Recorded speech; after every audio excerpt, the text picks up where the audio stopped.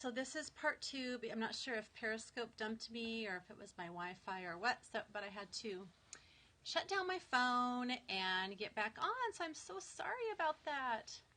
That hasn't happened to me in a while. So thanks for sticking around and coming back in. I'm sure I've lost some people. But I will pick up where I left off. Thanks for your patience. Okay, so, and then one last thing I wanted to say about streamlining is sometimes you just need to decide to let some things go. Yesterday, Jessica had contacted me about asking me, is it okay if I just kind of set Facebook to the side for now because I have all these custom orders that I feel like are just drowning me that I need to finish, and I'm feeling overwhelmed by having to deal with social media as well. And I'm like, yeah, totally. Obviously, if she's getting enough orders that she's feeling overwhelmed, then promoting is not this huge issue right now. So there she is. So just take a step back. If you're in that place, take a step back for a while. Maybe don't go totally dead on it. Every once in a while, Patrice, I'll definitely talk about that. Every once in a while, touch base. But sometimes for your own sanity and for your business to get a foothold and get caught up on things, you just have to step away. And that's okay. That's one good way to streamline. Patrice, the scan form, there's a couple different ways to do that. When you print your shipping labels, when the little box comes up for you to print the labels, there's also an option on there to print the scan form. But if you happen to close it before you're done, then yeah, obviously it's working for you. You're not needing to drive people there right now. And then you can work on the whole custom order part and how much you want to accept, whether or not you need to raise your prices on those custom orders and get all that figured out, and then go back to the social media piece. If you happen to print your labels and close that box before printing the scan form, then you go into your shipping labels and you click on the Purchase Labels tab. And then over on the right is a drop-down menu. And from that, you can select Available to Print Scan Form. And it will bring up the orders that you just printed, and you can check them all and then print a scan form for those orders. So that's how you do it if you forget to do that before closing out that box. Okay, so as far as outsourcing, so sometimes you need to go beyond just some things that you can do in-house, and you might need to outsource to a person or software.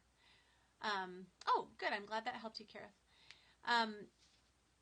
So one thing that May had mentioned in the blab is that she outsources all of her social media posting to an app, which is called Meet Edgar.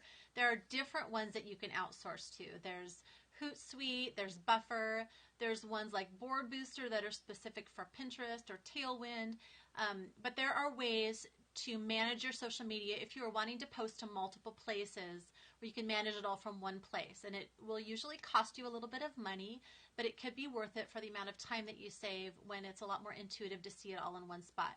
Each platform has its own, well, I should say a lot of platforms have their own scheduler, but if you can do it all from one spot, that's going to save you some time. So that might be something to consider. Another way you might need to outsource is your photography. If your product photography, you feel like you just are not getting a good handle on taking good photos, but you know someone who is a photographer, you might be able to barter services with them. And that is a great way to get some great product photos for your shop and not have to put out a whole lot of money. So consider, and there's other ways that you could barter services as well. So that's something to think about if you're thinking, well, I don't really have the money to put out for this kind of thing, then maybe you can trade with somebody, okay? And then sometimes you get, other thing I was going to say, your kids or your husband. Those have been great ways for me to outsource in my house. My husband does a lot of the tasks through the process of me making my wallets that I hate, that are just tedious. I get to do all the cutting of the fabric. I purchase the fabric, I cut it, I sew it, but there's certain things that are tedious. At the end when I'm done sewing, he does all the turning things right side out and poking out the corners and, things like that, which saves me a lot of time. And it's not something where that involves a lot of training of another person to do. I have two teenagers, and they do, like, they'll inventory my zippers for me when it looks like it's coming time for me to order. I have a whole color sheet, and I will have them count how many I have of each one. And then I have a column for how many I ordered the last time. Anyway, I have a whole way of computing how many I've used since the last time I ordered. And they do all the count and fill out that sheet for me. A 200 shirt order. Jessica, that's fantastic. Congratulations. So think of little tasks that your family can help with. My 7-year-old just put labels on, Helen, just put labels on my packages for me. He loves doing that. And so that's just one less thing I have to do, and it's something he enjoys. So if you can think of little things that your husband or your kids could help you with, that can be really beneficial, and then you're not having to pay. There are some tasks that I do pay my teenagers for, that they do. So that's just one way I provide a way for them to earn some money. Because we don't pay for just basic chores like washing dishes and folding clothes and that kind of thing, just as part of the family. So we try to think of chores that we can pay for that are above and beyond. Okay, so then sometimes it comes to hiring. Sometimes you just need to take that step. And that's another thing we talked about in the blab, about if you wait until you feel like you are at a point where you're ready to hire somebody, you might already be drowning. Helen, I haven't paid them out of the business. We've just paid them as family, out of our family budget, because I haven't really looked into how that could affect.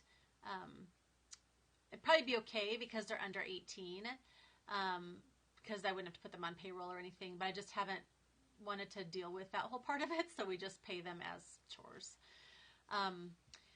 So if you wait until you feel like you're totally ready to hire somebody, you might already be drowning and feeling like it's a desperation point.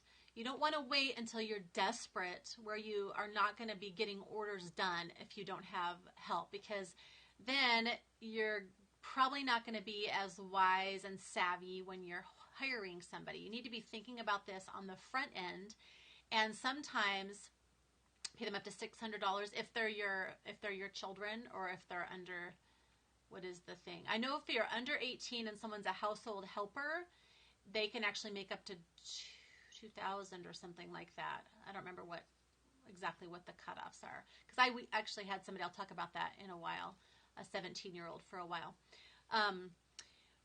So if there's some creative ways that you can do that without having to put a whole lot of money out. Oh, for a 1099, yeah. Without having to put a whole lot of money out. And so one way I did this is when my shop really started growing. It just was kind of like this sudden thing where it started growing, and I knew I was going to need some help. I hired a 17-year-old friend, daughter of a friend, who was she was actually doing running start at the community college, and so she was done with class by like 11 o'clock in the morning. So twice a week she came over from 11 to 4, 11:30 to 4:30, something like that, and she was kind of a nanny slash did all my packaging and shipping. So my younger two were probably about 5 and 7 or 4 and 6 at the time. So from the time she got here, she would play with them, she would make them lunch, she would get them down for rest, and during their rest time, she would do all my packaging and shipping. And then when they got up from rest, she'd give them their snack, play with them some more, and then when she left, she would take all my packages and she would take them to the post office on her way to the freeway. So I was shipping just twice a week. It was great because I was not having to deal with any of that shipping part. We homeschooled 2 of our kids. I've been homeschooling in some fashion for the last 10 years, but our 2 oldest are at a Christian school and our 2 youngest are homeschooled right now. So that was a huge help to me, because once I finished an order, I was just done with it, and she was really organized. That's like one thing you have to watch for if you're going to hire someone who's under 18. Just know a little bit about their personality, how particular they are, how organized they're going to be, and get a feel for that. And I just knew, because I knew our family, I knew well enough to know that she was going to be really reliable that way. So because she was under 18, I did not have to put her on payroll. She was considered a household helper, And as long as someone is under 18 when the year starts, that applies. So her birthday was in May. And so we hired her when she was 17, and then January came around and she was still 17, and then she didn't turn 18 until May. Yeah, totally set up systems. I basically just told her, what I needed done and showed her how I did it. But she was intuitive enough that once she was doing it for a while, she kind of tweaked the systems herself to make things more efficient. And so it worked out great because she was motivated to do that. But I just paid her an hourly rate. I paid her $10 an hour, which was a little bit more than the minimum wage here. And because she didn't have to worry about taxes being taken out or anything, it was really a win for her, and it was a win for us as well. So that's something that you can think about, is kind of getting a mother's helper who could free you up. Even if they're not doing anything for your business, they could free you up to be doing more for your business if you have small children at home. So one place to look is homeschool families, because a lot of homeschool families, they're done with their work earlier in the day because, they can totally focus on their work and there's not all these transitions like at school. And so they might be available like at 1 o'clock or something, and you might be able to have them for a few hours a couple times a week, or trade with another mom.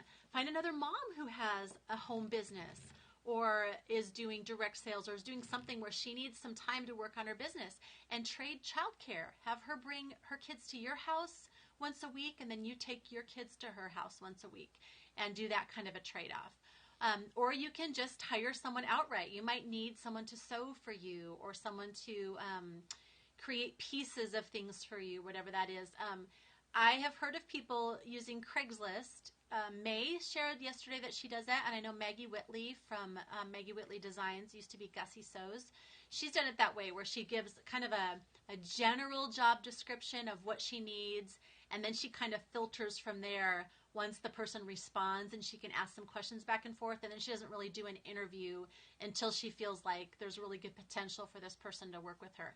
She actually discourages hiring someone that because she had some not great experience with that, and it's really awkward if you need to let them go because you know them, or they're like the sister-in-law of a friend or something, and it can be more difficult because then emotions are involved. So that's something to think about if you're going to use someone is to keep in mind that if there are issues or if you have to let them go, it's going to be probably more difficult than if it's someone that was a stranger starting out. But if you're going to have someone in your home, you might want to stick with just using, from the pool of people that or word of mouth.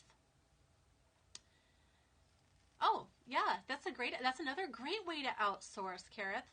So that person doesn't have to live near you. Have someone who goes through your emails, and can categorize the ones that you need to respond to right away, when you need to respond to later, which ones are junk.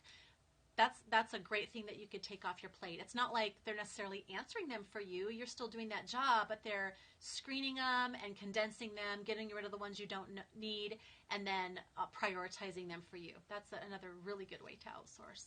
Anyone else have other ideas of things that they have done to streamline, outsource, or hire to free up some time for their business? Yes, and so that brings up a really good point. You can create canned responses, and if you go to amylynnandrews.com, she has a blog post. I'll link that in the scope notes too. She has a blog post about creating canned responses in Gmail, and that's very similar to what you might do on Etsy with the snippets. I have as many snippets as I can contain. I don't remember what the limit is, like 10 that they give us or something. I have snippets for all sorts of things that get asked commonly, or things that when people place an order, information they leave out or something, so that I can just respond to that person really, really quickly, and I just personalize it with their name. So that's something else you can do with email, is you can create canned responses to save you some time. And then if you have someone helping you with your email, then that person can use those canned responses as well, if it's not something that you need to address really personally. Any other things that you have done to streamline your time? Yeah, I love those snippets. They are so fabulous. Before I would do like a Word document, and I'd have to open the Word document and copy it and paste it into my Convo, and now the snippet is just So fast and easy. And there's snippets in the shipping labels too. You can create different, like I have one for your package is on its way to you via USPS first class mail, blah, blah, blah. Thank you for your purchase. And then I have one for priority mail, and then I have one for international. So I can switch between those snippets on my shipping labels as well as in my convos. Hi, Danielle. Anything else any other ways that you've outsourced, like software that you've used, or like people that you've used that you don't necessarily hire but you trade or barter services with?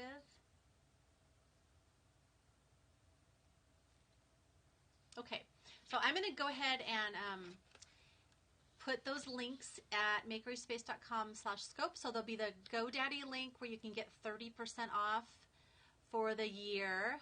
Multitasking, yeah. Sometimes that seems to slow me down, but other times it's a good thing.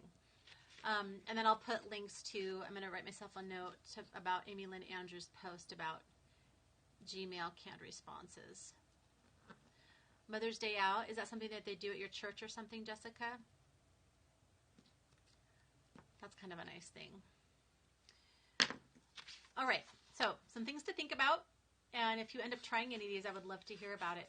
Just remember, if you have anything that you'd like me to cover in a scope, you can fill out the form at MakerySpace.com/scope, or you can email me at melissa@MakerySpace.com.